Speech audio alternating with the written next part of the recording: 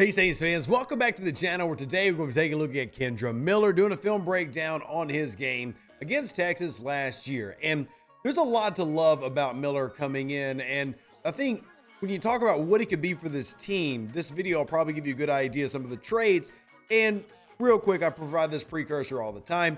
This film study will not be enough for a full evaluation. You can't build a scouting report off a short film study you find online, no matter who it is, even if it's me. And this was a position that when I was at the academy learning player evaluation, I loved watching running backs. Now, kind of that by extension, because if y'all know me, I love offensive defensive line play. That's kind of like my bread and butter. If we're ever in the Discord talking, I'm definitely harping on how much I love O-line, D-line play. And some people are great at various things that they just kind of get into. You know, it's when I was going through the academy, guys like Mark Schofield and Ben Solak were really good at quarterback evaluation. While I do believe that I can evaluate a quarterback, I don't feel like I'm as good at it as other people are. But when it comes to the trenches and by extension, running backs, I really feel like I love it and I just pour into it. So anyway, let's take a look at Kendre Miller. Let's start with the basics. Now remember, bottom right of your screen, you'll see a slight note about injury. There's a reason that you didn't get the relative athletic scores and everything that many of you become adapted to and really become to look forward to, because draft season has become underwear Olympic season. But you don't have those athletic marks, which means this is a player that you really have to rely on film to find the traits, see what he does well, does he succeed in those, and can they translate to the next level. Dennis Allen, talking about him being a guy who runs with violence, being a one-cut runner. We'll explain what that means, but you kind of see him give a little brief of that right above. I think in terms of fit, he's fantastic. Let me just go ahead and tell you, I feel like this is the future of Alvin Kamara. And what I mean by that is you got a guy who has similar traits coming out, even if the box score doesn't show tremendous numbers. Box score top right, see receiving isn't extreme, and neither is the rushing. But you see very similar skill set between the two. And I think Alvin Kamara, as much as I love the guy coming into his 7th year, he's not somebody that I anticipate having much longer of a prime, maybe exiting his prime now. That's just the nature of the position. Sad truth that it is. So getting a guy like Miller to come in, if he can fit well and translate well, that's hopefully what you're finding here in the draft. One thing to note as we jump into this is, again, this is going to be a select handful of plays. There are definitely things you need to improve on, and I'm not going to cover blocking in this video. That is something I think that he can get much better at. We will cover some game tape. Remember, can't do all 22, so we're going to have to deal with the broadcast. Apologies for that, but I don't really have a choice because they will demonetize the absolute hell out of us if we do that. So anyway, I'll get demonetized anyway, but they'll just straight take the video. Miller right here in the back. Basically every play you're going to see at TCU, he's either in single back or shotgun. And this is going to be, in my opinion, a very good play in terms of traffic weaving. And his ability to escape contact and navigate in traffic is a real nice piece of his running style. Which they hear getting the ball at what you would call the mesh point, which is just simply the handoff. And now he has to go through his reading these blocks and see, can he hit his gap and how can he weave through that traffic. So does a good job. You've got good forward momentum from your interior blockers there, but also to lower his shoulder. And one thing to love about him, to use a running back cliche, he always falls forward. He tends to take that power, low drive, create leverage, and move forward with the ball every time that he has it in his hands. Not a lot of times that he's falling backwards. And again, this is a running back cliche, but it's still a positive, and it's something that you want to see. And anytime you see him in traffic, he's not the smallest running back, but he's not the biggest. But he's still going to be, in terms of look at his shoulders, look at his eyes, lower typically than the opposing linebacker, safeties, etc., trying to get that low leg drive and that leverage as he gets forward. He's a one-cut guy, meaning he's going to hit the at the handoff. He's going to try to get one cut and explode through the hole. Now, he has a lot of patience here that you can tell in his running style. Patient getting to the line. He's not hitting at full speed.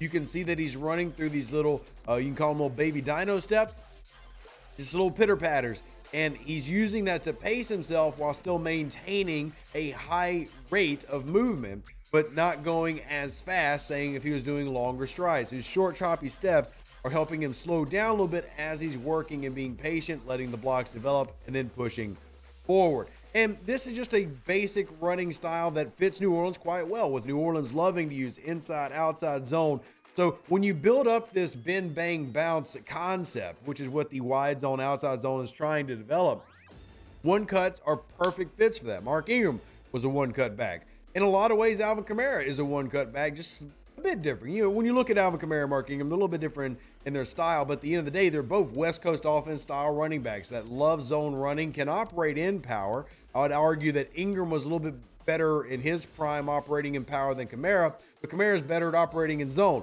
So, you know, a good running back is multifaceted in terms of not only the ability to catch the ball, block, and run, but also the style of running that they can translate in terms of how effective they are. So let's look at another play. This one is going to be probably the only passing play I'm going to include in this particular film study. But again, you don't have a lot of reps with it, but I do want to show you. I picked this one again for traits, and we'll look at soft hands and how does he counter. This is a screenplay, and tell me, watching this full speed, this does not remind you of somebody immediately. If this doesn't give you Alvin Kamara vibes, well, I don't know what does. And I know this is not the best play of his college career, so this isn't supposed to be a highlight, but attacking the blitz by having a short pass, in this case, screen, this is a very New Orleans play. One, badly thrown, good hands to go get the ball, keep it from touching the ground, and then we need to activate spatial awareness. So gets his head around quick, realize where he is, stop, starts on a dime, and then great contact balance and great agility to avoid multiple defenders, including some big defensive linemen. So contact balance, strength, and these are the type of things in terms of as a player that New Orleans is looking for. A guy who can operate in space, which is essentially what this is. This is a space situation, and the ability to recognize what's going on in real time, adjust to that quickly in a way that's quicker than your opponent.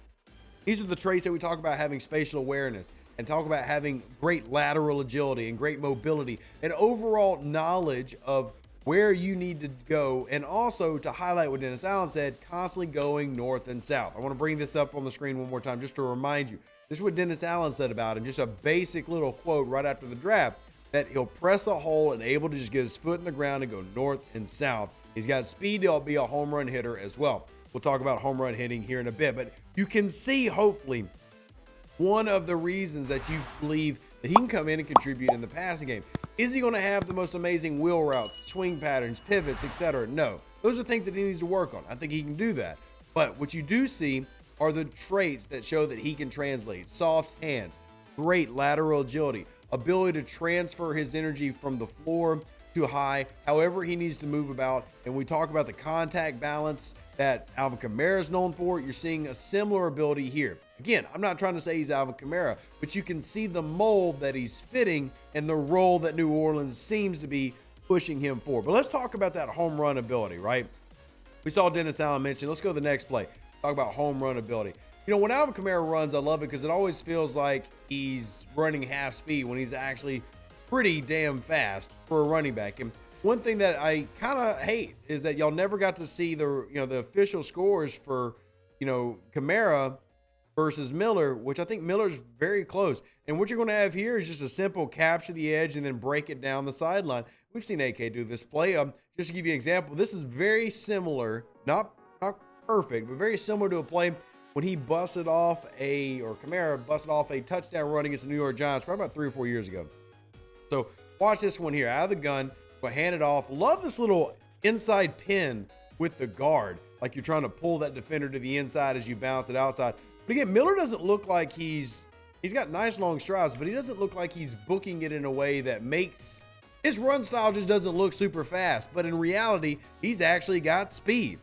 But like if you look at him, he doesn't run like just this full sprinter. He's just able to get to where he needs to be in terms of his gear, and then he just coasts. But his coasting is fast, just like AK's is. And I love that about him. And again, stylistically, there's so many similarities. And again, I don't think that, at least I'm not trying to say, hey, he's going to be as great as Alvin Kamara, rookie of the year type of guy, Pro Bowler, maybe all pro. What I am saying is from a trait standpoint, he fits what New Orleans has created for this position. And I love this coasting ability with the run style because, again, he's not the fastest in terms of like sprinter speed, but you just look at his run style. It's so smooth and fluid how he's hitting the gaps. Anyway, when I was talking about that offensive line, that inside pin, Look at the guard real quick. I know we're distraction, but I can't do a video without doing O-line. Look at the guard going to come in with an inside pin on an outside handoff.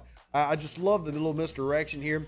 And honestly, this is all on the Texas defense because they should attack this outside gap. They lose gap integrity because of this guy who seems to be reading the guard, ends up getting stuck inside, and that opens up this gap. I love this design. It's a risk because you're banking on them losing gap integrity based on reading the O-line, which is one of those things as a linebacker, you can be taught to read the guard. Are they pulling? You want to flow with that.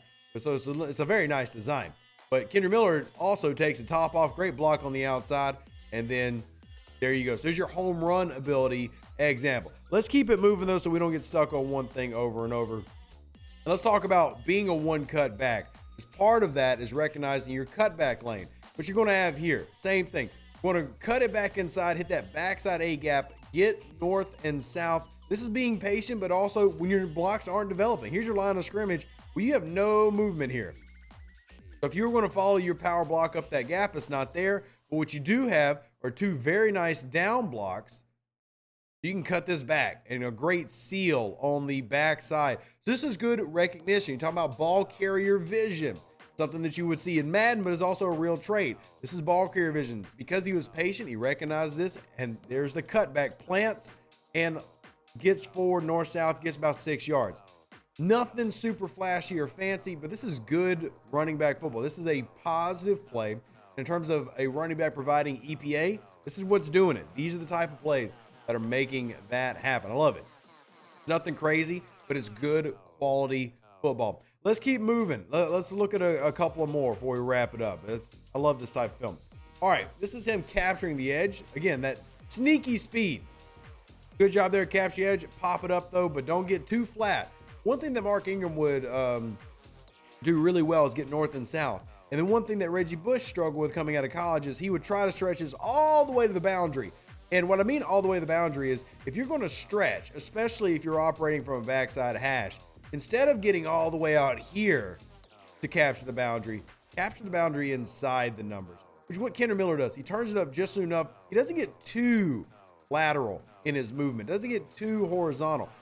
Always remembers they got to move forward. So, yeah, he sees that safety coming up. Instead of trying to outrun him further, so right at this point, instead of trying to outrun this guy and capture the edge even more, don't.